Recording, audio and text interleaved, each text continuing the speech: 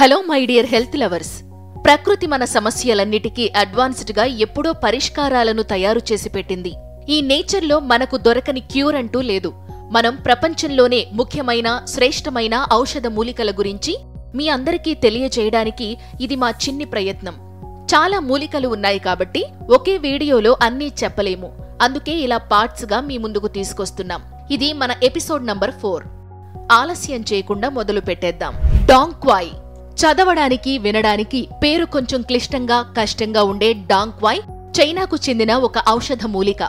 Chinese, Japanese, Korean medicine లో ఈ ఔషధం పాత్ర ప్రత్యేకమైనది.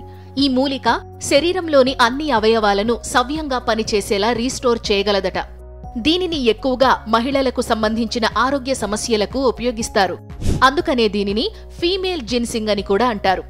ఈ డాంగ్ క్వాయ్ వేరు చైనీస్ మెడిసిన్ లో చాలా ప్రాచుర్యం పొందింది.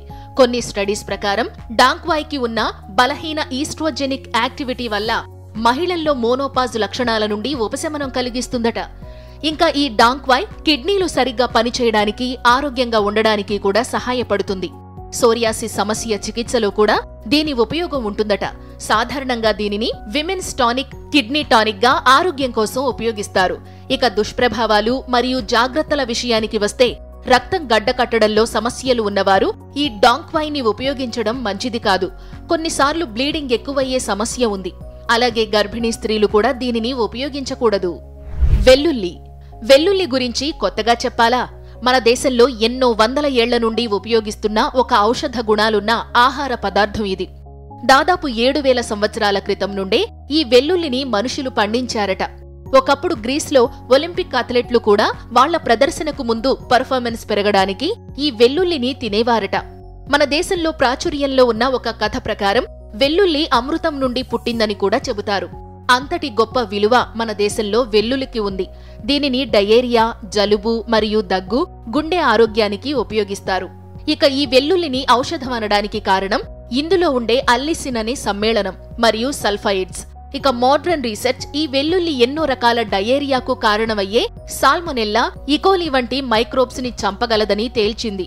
అలాగే చాలా ఇన్ఫెక్షన్లకు వ్యతిరేకంగా ఈ వెల్లుల్లి ప్రభావం చూపగలదు. ఇది మాత్రమే కాకుండా వెల్లుల్లి కొలోరెక్టల్ క్యాన్సర్ రిస్కును తగ్గిస్తుందని కొన్ని అధ్యయనాలు చెబుతున్నాయి. సింపుల్ గా చెప్పాలంటే ఈ వెల్లుల్లిని డైలీ డైట్ లో భాగం చేసుకుంటే చాలా ఆరోగ్య సమస్యల రిస్కును మనం తగ్గించుకున్నట్టే. ఇక దుష్ప్రభావాలు ఏమైనా ఉన్నాయా అని అంటే, మితంగా తీసుకుంటే పెద్దగా ప్రమాదం ఏమీ లేకపోయినా అధికంగా ఈ వెల్లుల్లిని తింటే ప్లేట్లెట్స్ లో సమస్య తలెత్తే అవకాశం ఉంది. అందుకని లిమిట్ లో ఇది తినడం మనకు మంచిదే. అల్లం. 4400 సంవత్సరాలుగా మనం ఈ అల్లం ఉపయోగిస్తున్నామని మీకు తెలుసా? అల్లం ఎన్నో ఏళ్లుగా మన ఆహారంలో భాగంగా ఉంది. భారతీయ వంటకాల్లో అల్లం ప్రత్యేక ఫ్లేవర్ ని తీసుకొస్తుంది.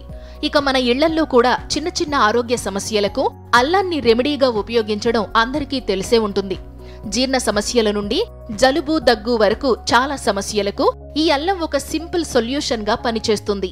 అల్లం వల్ల చాలా ఆరోగ్య ప్రయోజనాలున్నాయని సైంటిఫిక్ గా కూడా చాలా అధ్యయనాలు నిరూపించాయి.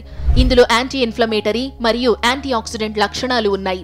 చాలా అధ్యయనాలలో అల్లం ప్రెగ్నెన్సీ సమయంలో వాంతులు, ఆహారం జీర్ణమవ్వడంలో సమస్యలు, మలబద్ధకం వంటి సమస్యల్లో ఉపశమనం కలిగించగలదని తేలింది. నేషనల్ క్యాన్సర్ ఇన్స్టిట్యూట్ చేసిన ఒక అధ్యయనంలో కీమోథెరపీకి ముందు అల్లం తీసుకున్న వారిలో వాంతులు వంటి సైడ్ ఎఫెక్ట్స్ రిస్క్ 40% తగ్గిందని తేలింది. అలాగే ఈ అల్లం ఆర్థరైటిస్ సంబంధిత నొప్పి నుండి కూడా ఉపశమనం కలిగించగలదట. ఇక ఈ అల్లం తీసుకోవడానికి పెద్దగా దుష్ప్రభావాలేమీ లేవనే చెప్పాలి. ఏ వయసు వారైనా దీనిని ఉపయోగించవచ్చు. గర్భిణీ స్త్రీలు 1 గ్రాముకు మించి డ్రైడ్ జింజర్ తీసుకోకూడదు. ఇవి మాత్రమే కాదు, ఇంకా మనకు ఇలా చాలానే ఉన్నాయి. అవి నెక్స్ట్ వీడియోస్ లో చూసి మీరే తెలుసుకోండి. నెక్స్ట్ పార్ట్ తో మళ్ళీ కలుద్దాం. ఈ ఇన్ఫర్మేషన్ మీకు విలువైనదిగా అనిపిస్తే నేచర్ క్యూర్ ఛానల్ ను లైక్ చేయడం, షేర్ చేయడం, అలాగే సబ్స్క్రైబ్ కూడా చేయడం మర్చిపోకండి.